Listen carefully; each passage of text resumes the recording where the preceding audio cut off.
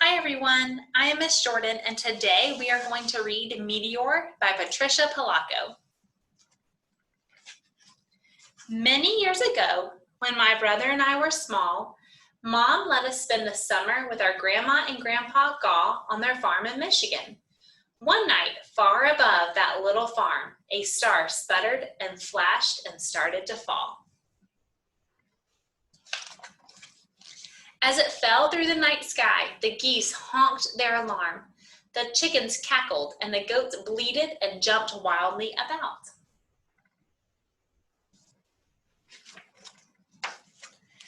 The bright light with a long fiery tail streaked through the sky unnoticed by my family. Grandpa was reading the Herald. Grandma was correcting school papers. Cousin Steve was tinkering with his wireless. My brother Richard was practicing the piano, and I was reading a storybook. Suddenly, without warning, the house started shaking. Plaster came loose from the ceiling. Dishes fell from shelves. Rugs curled on the floor as if they had a life of their own.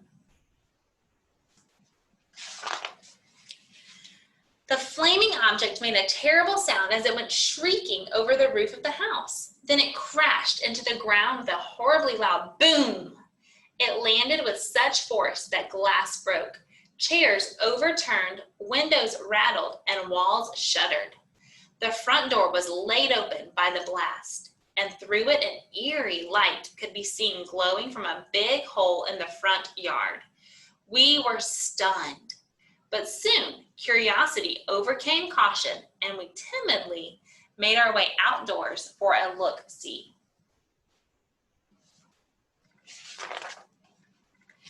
"Why, it's a fallen star," Grandpa gasped. Of all the places on Earth a meteor could have fallen, it landed smack dab in the middle of our yard, Grandma exclaimed.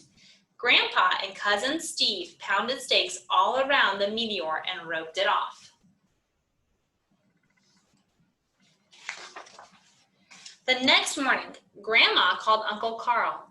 "That's what I said, Carl. A real falling star right in my front yard." Carl called Bertie Potter. "Did you hear, Bertie? A falling star out by the Gaw place in Mudstock Meadow. Came in so low it almost hit the house." Bertie called Mayor Hatch. "That's right, Howard. It took off the roof and almost hit the clothesline. That poor family." Mayor Hatch called Pearly Beach. "Unbelievable. Took the roof, the power lines, and hit a cow." Pearly called Vera. "I tell ya, it flattened the Gaw place, took the power lines, water mains, killed the stock, and it's still smoking." Vera called Mr. Titus at the hardware store. "The whole place is gone, the barn, the animals, and there's poison smoke a-comin' from it." Mr. Titus called Officer Washburn, who called the fire chief. "Sounds like they'll be needing us," Chief Quissel exclaimed. He started up engine 23, turned on the siren, and headed out. But news traveled through town faster than the engine could leave the firehouse. And Union City was abuzz with what had happened in Mudstock Meadow. Merchants closed their shops. School was let out before noon, and just about everyone in town headed for the Gaw place to see the mysterious meteor. "I wonder how big it is. Just think, it came from way out in space. Isn't this the most exciting thing? I can't wait to see Carly, George, and the kids."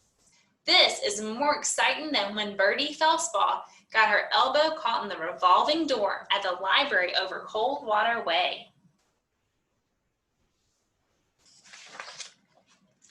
As the crowd jostled, trotted, rolled, and bumped through the countryside, bystanders and onlookers joined in and came along to see the meteor.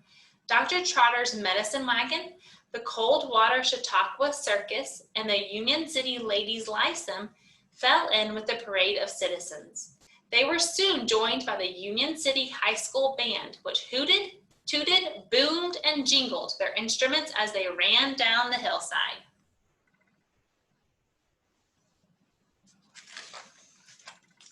As more and more people arrived, Grandma and Grandpa's farm soon became a carnival of meteoric events. Meteor basket lunches were auctioned. Meteor popcorn was popped. Meteor lemonade was made. Meteor liniment was sold, and the Chautauqua Circus was going to give a meteoric performance. But most folks simply stood and stared at the wondrous meteor. To think, Grandma repeated to everyone, of all the places on earth it could have landed, it came smack dab in the middle of our yard. She beamed with pride and was truly happy to see friends that she usually only saw once or twice a year. Helio the Great, master of stratospheric maneuvers and atmospheric acrobatics, while on his way to the Iona State Fair, landed his hot air balloon and offered special meteor rides. These included an ascent of approximately 40 feet and a slow descent in order to take in the full panorama of the farm and the meteor. The Union City High School Band gave a meteoric concert.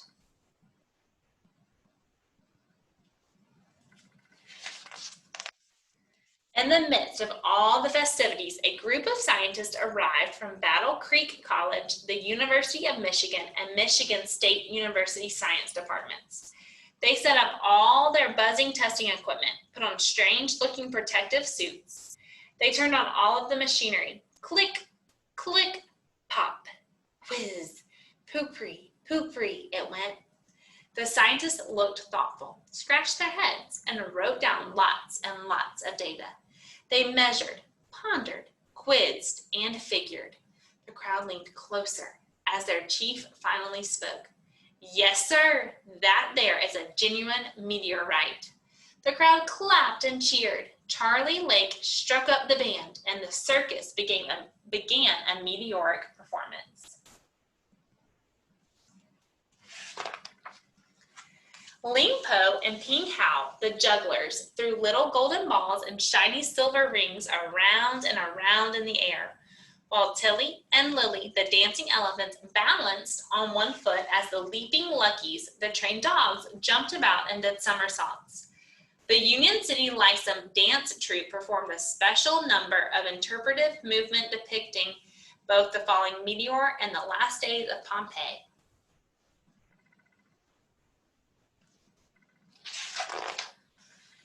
I touched the meteor, Tommy Enderby said to Marietta Kreml, and as soon as I did, I could play my trumpet better than ever before.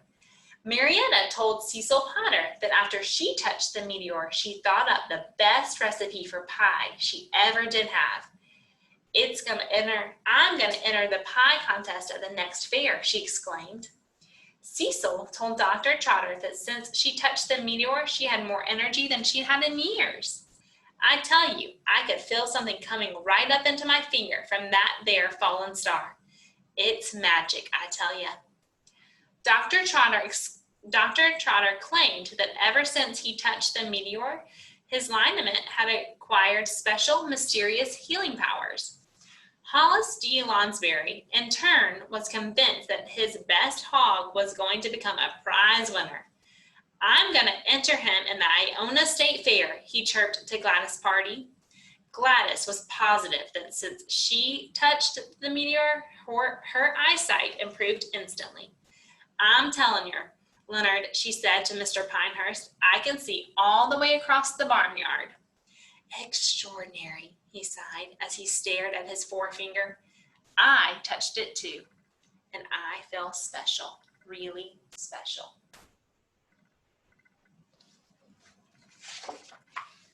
As folks left the golf farm that day, they all felt special. They were changed somehow, inspired by the act of touching something that had fallen across the galaxy. It seemed like magic, all right.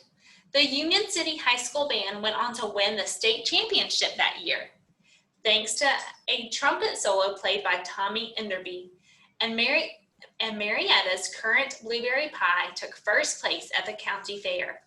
Hollis D. Lounsbury's best hog, Herman, won best of show at the Iona State Fair. Maybe these things would have happened anyway, but who can say for sure? All I know is that for 3 generations, the meteor was a source of wonder to the little town of Union City, Michigan, and especially to my family. It remained on the very spot where it landed until it was moved to a lovely green hillside overlooking the St. Joseph River to become my grandmother's headstone. It is there to this day. The end.